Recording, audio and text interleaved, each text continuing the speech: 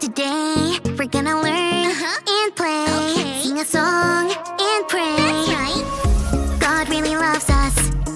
God really, really cares about you, me, our families. That's right. God's always right there.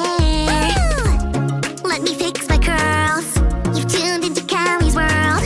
That's right, boys and girls. Welcome to Callie's world. Hey friends, it's your pal, Professor Callie. And this is my best bud, Chip. Hello! We're here in my time lab, which is also my room. And we haven't been able to really blast off into the past or the future.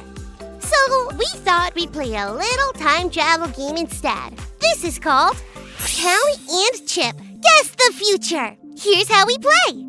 Me and Chip are gonna guess some funny things that might happen in the future, and you can imagine along with us. That's it. You ready, Chip? I sure am. This is gonna be acorn-tastic.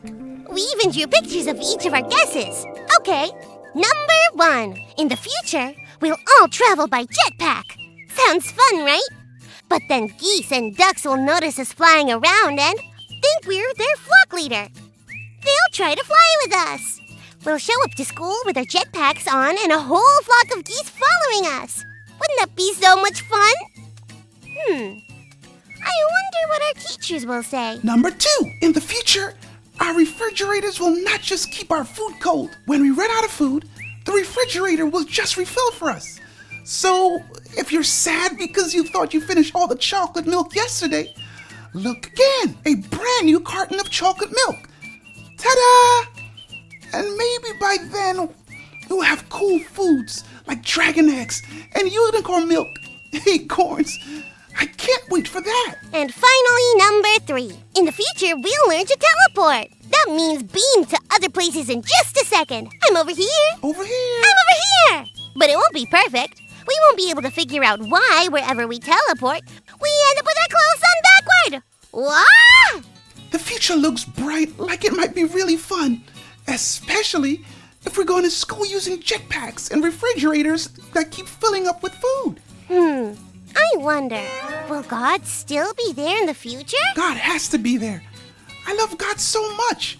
Who else will I talk to before I eat my breakfast of scrambled dragon eggs and unicorn milk? This reminds me of a Bible story where people wondered if God would be there. And they found out that God always would. Today's Bible story comes from Ezekiel chapter 37. A long time ago, there was a man named Ezekiel. He was a special messenger from God called a prophet.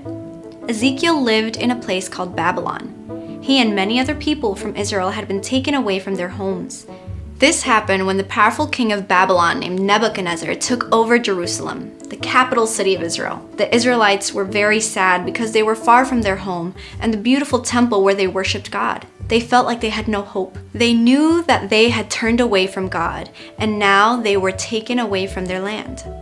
One day, God gave Ezekiel a very special and strange vision. A vision is like a dream that God uses to show something important. In this vision, God took Ezekiel to a valley full of dry bones that were scattered everywhere. It looked like nothing could ever live there again.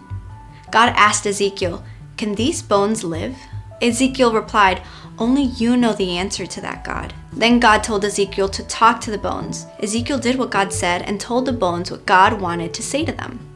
He told the bones that God would make them come back to life so they would know that God is for real. As Ezekiel spoke, something amazing happened. The bones started to come together to make whole skeletons. Then muscles and skin covered the bones, but there was no breath in them. God told Ezekiel to speak to the wind and tell it to breathe life into the bodies. Ezekiel did this, and the wind blew into the bodies, and they came to life. They stood up and looked like a big army. God explained to Ezekiel that the dry bones were like the people of Israel.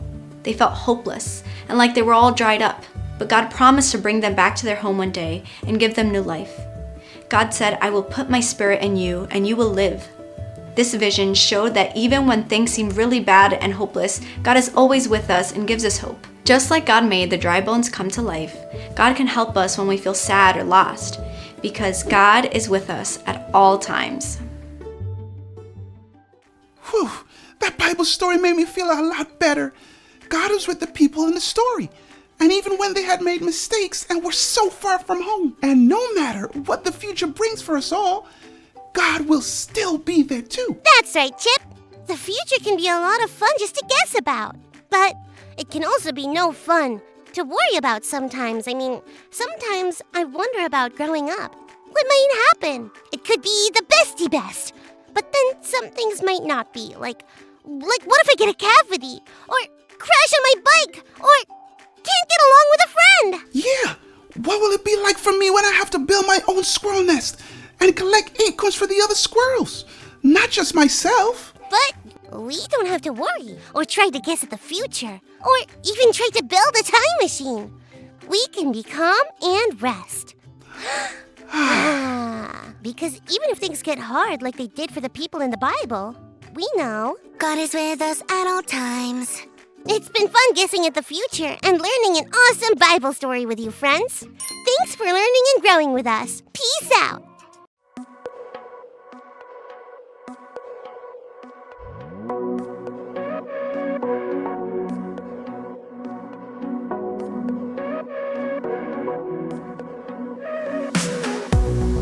Travel through time and space and see God's love in every place.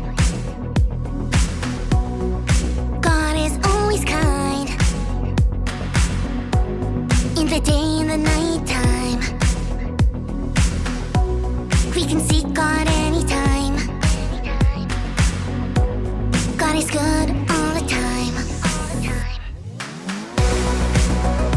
God's love is timeless, timeless.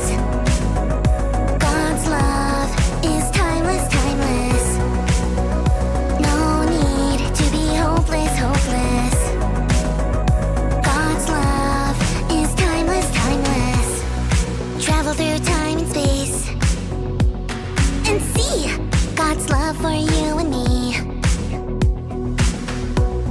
It soars up way up high.